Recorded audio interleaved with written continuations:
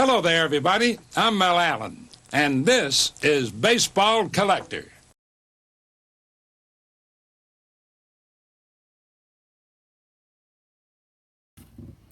Yo and hello everybody, Mike here, Baseball Collector, and today's going to be a little bit different video.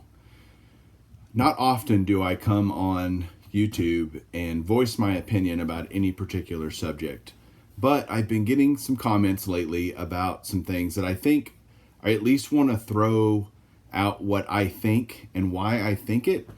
And I'm sure there will be some of you that agree with me, and I'm sure that there are some of you that are going to think I'm absolutely crazy and stupid. Oh well, here I think this is an important topic because I see this a lot, and it's about talking about players and talking about the hobby from the sense of there are guys that, let me just tell you what the question was. The question I got was from a guy who watches my channel called, his name is Victor Toombs, Toombs, and he is writes really thoughtful comments and is asking questions, and they're good questions. And his question to me was, what 2 or 3 players today would you be investing in? And I thought about it for about a split second and wrote him back and said, if I was investing money in players today, I would be buying Mike Trout's, Justin Verlander, Clayton Kershaw, players like that. To which he replied to me, no, that's not what I meant. I meant players that have only been around 1 to 2 years. And I wrote him back, and I'll tell you what I wrote and why I wrote it. I knew what he was asking. I knew he was asking about the current young crop of superstars that are out there. You've got, and I'll just name a few of them, Cody Bellinger and Gleyber Torres, Miguel Andujar, Aaron Judge. That's like a lot of Yankees. Alex Bregman, Matt Olson even, Matt Chapman, Juan Soto, Ozzie Albies, Walker Buehler, Ronald Acuna Jr., all these guys, Vlad Guerrero Jr., all these players. I get it. They are hot right now, and that's it. But he was saying, his question was, who would you invest in? And look, I'm not going to sit here and tell you what players are going to be great, but I'll tell you this. And here's where the rubber meets the road for me. I'm not buying any of them. I'm not investing in any of them. Doesn't mean I don't own any of their cards. I have a few of their cards, but I think I have one Acuna card, graded and rookie card, and none of the other players that I just said. And remember, this is my opinion. I think it's an absolute waste of money. And I say that because if you're looking at it from a non-collector perspective, it's a waste of money. I've been doing this since 1981, and I can tell you that it's an indelible fact that many of those guys that I just named will be blips on the radar of baseball. They will not turn into greats of the game. And for me, if you're going to make an investment, that's what you want to invest in. I'm not for flipping cards. I think that I don't do that. I don't want to buy them today and sell them in a week, a month, a year. I'm a long-term holder of collectibles because I am a collector, pure and simple.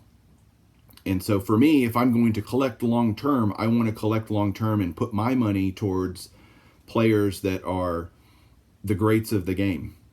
And that doesn't necessarily have to mean Hall of Famers, although most of the time it does. It can mean Roger Clemens and future Hall of Famer Derek Jeter or Barry Bonds, players like that are greats of the game. It totally makes sense to be investing in their stuff. But to buy Ronald Acuna and Juan Soto, I think is a fool's errand. Not that they're not great players. They are good. And that doesn't mean their card values won't go up over the short term. But think about it this way. I could go out and I could spend $100 on, if I'm investing for the long term, if I could go out and spend $100 on, I could get probably 1, maybe 2 Justin Verlander autographs, who now is an absolute lockdown Hall of Famer. Absolutely amazing pitcher. So I could go out and buy several of his autos, a couple of his rookie cards that are slad PSA 9 or 10, maybe 110 or a couple of 9s or whatever. And to me, that's a better spending of your money, in my opinion, than buying a Ronald Acuna card. And it's because for every Justin Verlander, how many other star pitchers that were in his draft class or in his rookie class that are now either arm in a sling because they had 14 Tommy John surgeries, they're out of baseball, they're whatever. The hot pitchers of the era, out of all of that came one Justin Verlander. Out of the class of Kershaw and Scherzer, how many other rookie cards were in that top set that are now worth bubkas? And they might have started out great, even been considered stars or whatever, made an all-star team, this and that, and ultimately they don't stand the test of time. So to me, to put money into those things for any type of long-term hold is just rolling the dice. And I'm not into rolling the dice. So I would rather spend money. You're saying, well, I can get them cheaper now. They'll just go up in value. Okay, maybe that's true. But if you want to be sure, you have to buy all of them. And that amount of money that you would spend on all of those players, not knowing which ones are going to pan out for sure, is going to be more than you would just spend waiting and paying up for the one guy that does well. That's what you should do. That's what I think people should do. But again, I'm just a guy with an opinion. Happens to have been doing this for a really long time. Or like today, I bought another Mickey Mantle card for my collection. And I paid for that Mickey Mantle card, graded vintage Mickey Mantle card. I paid, it's a 58 tops, by the way. I paid for that what someone could go out and buy a blue, purple refractor autograph of Ronald Acuna Jr. Same money. And I'm sorry, but for me, the long term, I'm in a hole. I want the Mantle every day of the week, twice on Sunday, because I think longer term, that's going to be a better deal. And if Acuna is great, then I'm wrong, but Acuna might not be great. And so when I look back at players, I'm thinking, okay, how far back would I go? Like if I thought, man, there's some players, maybe a 2013 draft class, like, or rookie class, like Nolan Arenado is certainly on a trajectory for being one of the great third basemen of all time. But his rookie cards, 2013 or whatever, he's been in the league 6-7 years, whatever it is. I didn't look any of this up before I started. He's one torn MCL or ACL away from never playing again and not being a great of the game. And his rookie cards that are valuable today turn into firewood. And so that is what you have to think about. And if you're not thinking about that, I think, like, what are you doing? You're just throwing your money at a dartboard and hoping that it sticks. And I'm just not into playing that game. I think my money is better spent on the tried and true than the maybes and the possiblies or the never will be's. And now look, collecting is, everybody has their own views of collecting, and we should all have things. If you love it, then collect it, but collect it, not as I'm trying to make money on this. If you're a collector, this isn't a business. And so if you're in the business of cards, that's different.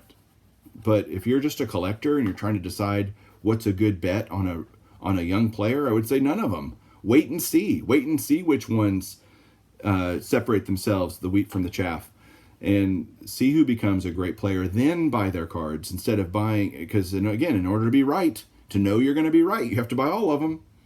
And even then, you're not guaranteed anything. So to me, I'd rather do it the way I've been describing. So I think I've beat this horse absolutely to death. And I know I'm going to catch a lot of crap from some people that say, no, you should do it the other way. And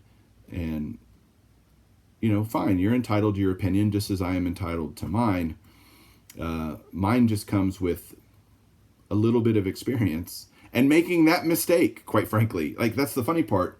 Well, I used to invest in young players a long time ago, and I've gotten burned so many times by having an absolute closet full of kindling from players that never panned out.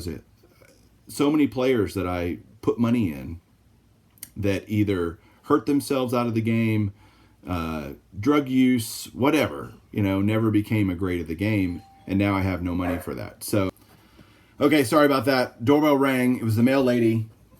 When the mail lady has to ring your doorbell because you have so much crap that it won't fit in your mailbox, that's a good day. Oh, look, it's falling all over me. So I'll open all that later and do another video on that. But I want to finish my thoughts on this idea. Collect what you love, as so many of us say, and love what you collect.